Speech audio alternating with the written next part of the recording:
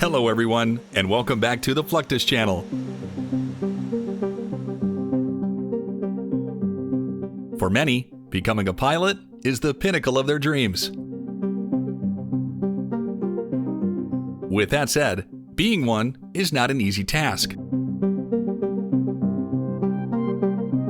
A student pilot has to go through a myriad of hurdles before securing a spot in the cockpit.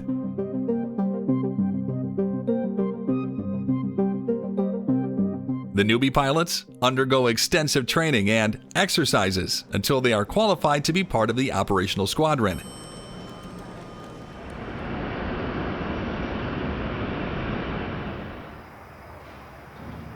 Here is a quick look into the basic requirements for laying the stepping stone to a flying career.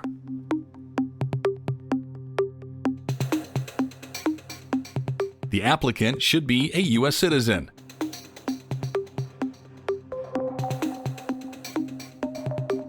A bachelor's degree is the primary educational requirement.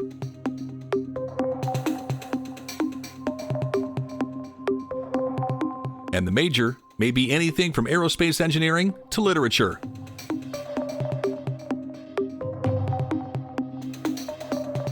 The minimum age for enrollment is 18, and the cutoff is 33.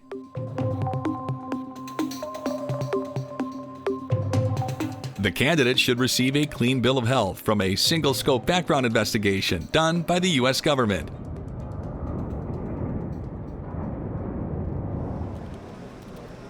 To scrutinize financial, educational, and professional activities in the past 10 years.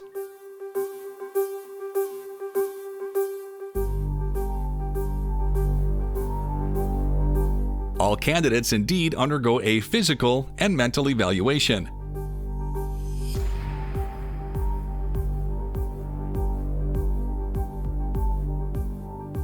But the U.S. Air Force has not stipulated specific physical requirements to become a pilot.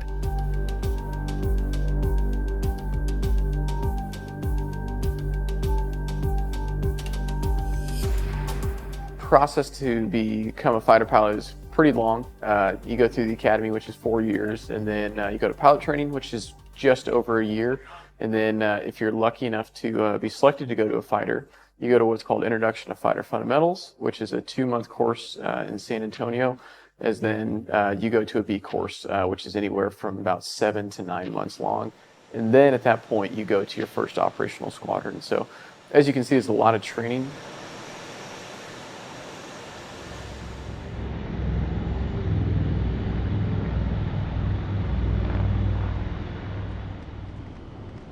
Flight simulators play a pivotal role in pilot training, saving a small fortune for the U.S. Air Force.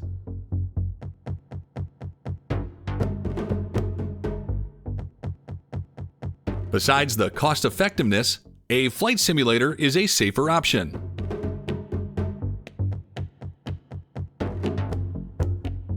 Especially for training high-risk maneuvers. The F-35 Lightning II cockpit demonstrator is a mobile simulator.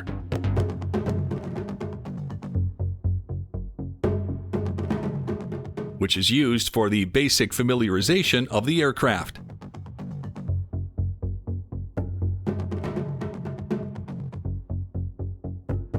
For advanced training, simulators like the F-35 Full Mission Simulator are used.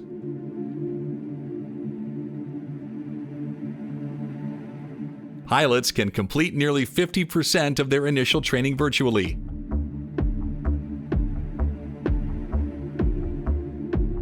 Covering all air-to-air, air-to-ground, and electronic warfare missions.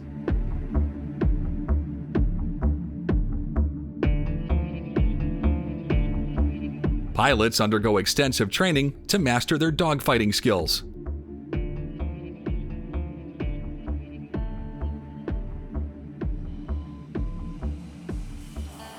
Despite how advanced the fighter jet is, the pilot's ability for air combat maneuvering dictates which pilot gains the advantageous position in a dogfight.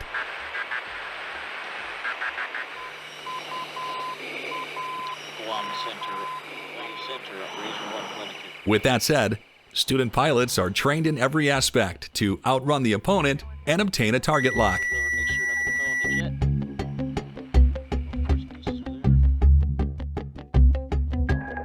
jet. One of the most important aspects that are being taught is understanding their own aircraft. Turn rate, climb rate, cornering abilities, and thrust-to-weight ratio are some characteristics pilots are required to master. On the other hand, knowing the enemy is equally important. Dissimilar air combat training is a special training carried out with the involvement of two different generations of fighter jets.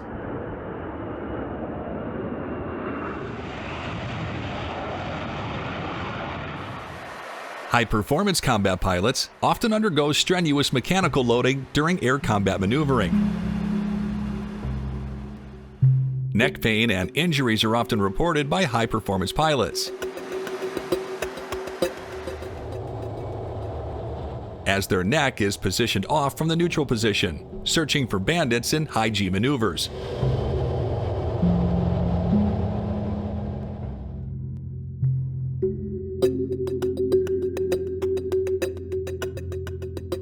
With that said, improving core strength and flexibility is important for a student fighter pilot.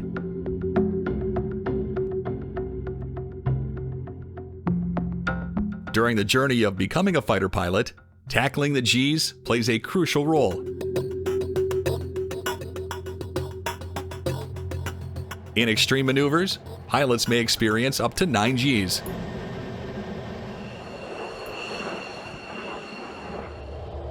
G-forces along the Z-axis can move blood from head to toe at positive G-loads and from toe to head at negative G-loads.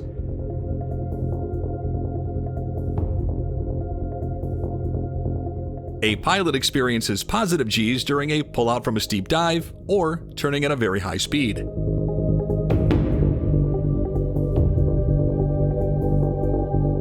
At this point, the induced flow of blood from head to the lower part of the body could reduce the blood supply to the brain.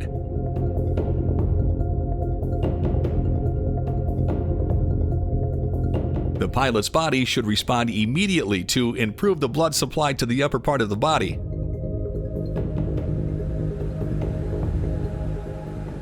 If this doesn't happen as intended, the pilot may become unconscious. That's 070, Canada 204. The eyes will be a first responder to the low blood flow. Hence, a pilot who isn't coping with the high G's will portend signs of vision loss.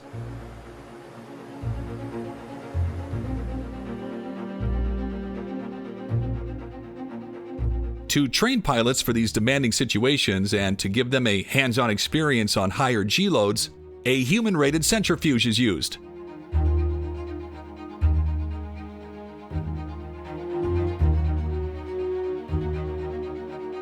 The pilot is placed inside the chamber, connected to the rotating arm.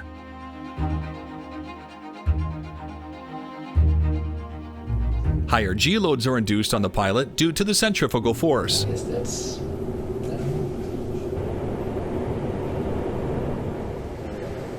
Control center personnel monitors the physiological information fed by the pilot's G-suit and maintain communication with the pilot under test.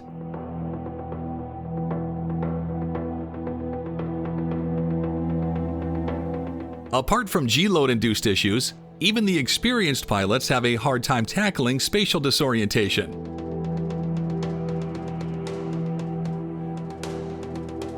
A special training device named Kraken was introduced to train pilots to overcome spatial disorientation.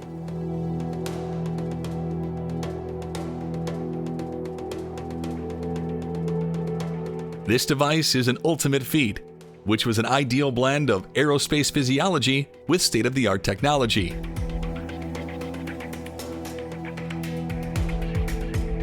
The Kraken is located in Dayton, Ohio, at the Naval Medical Research Unit in the Wright-Patterson Air Force Base. The device offers 6 degrees of freedom to fully replicate all the possible maneuvers in a real-world flight scenario.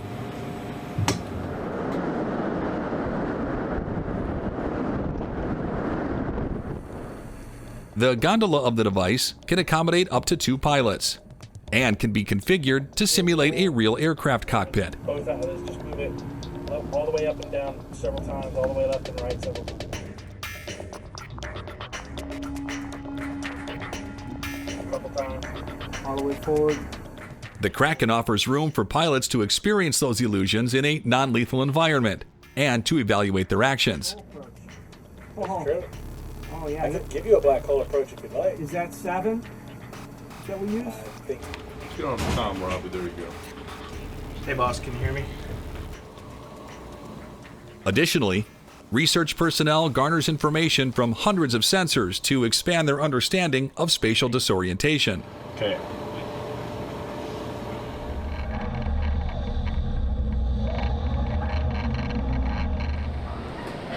Another training aid available for newbie pilots is the altitude chamber.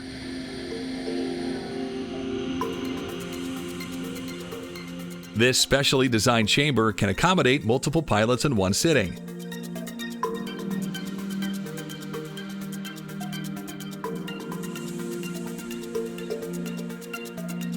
The air pressure within the chamber can be reduced to create a high altitude condition.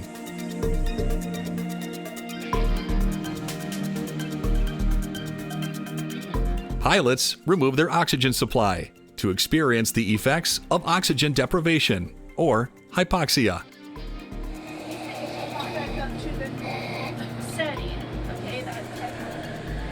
Pilots can identify the symptoms and how their body reacts to a hypoxic condition.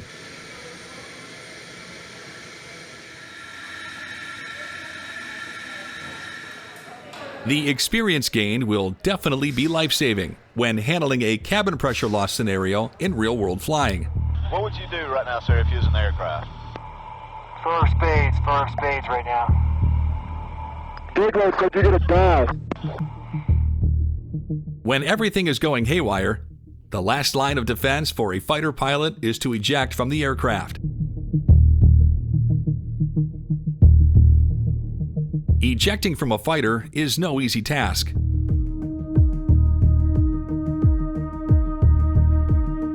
The pilot's body undergoes tremendous mechanical loading during the ejection phase.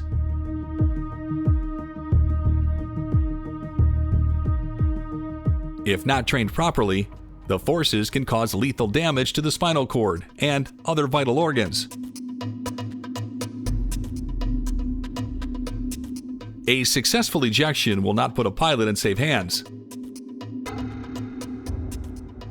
The pilot should parachute safely to the ground.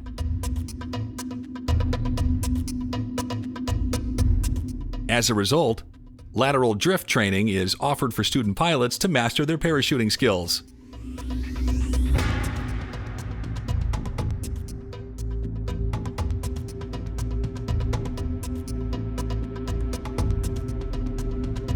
So another training device we have is the lateral drift trainer, and that gives us a few different ways of training our students.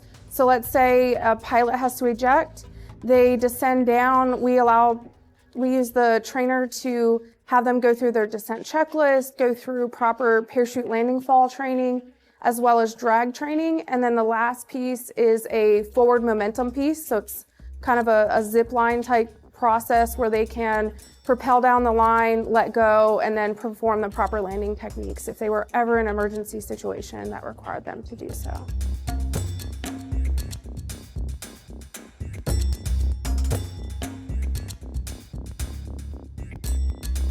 Once successfully ejected from the aircraft, pilots parachute down and may land on a water body.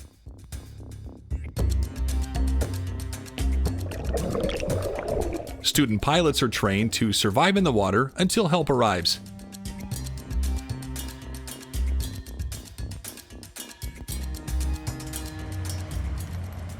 The training can comprise a few parts to cover all of the possible scenarios in the water.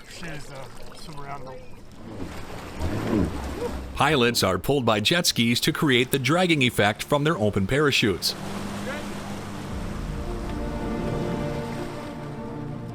By completing all of the training exercises from aircraft flying to G-load handling, hypoxia training, and extreme water survival, student pilots gain invaluable exposure that will make them well-deserved guardians of the skies. That's the end of this video. I hope you enjoyed it. Make sure to subscribe to this channel so you don't miss any of our new content. See you next time.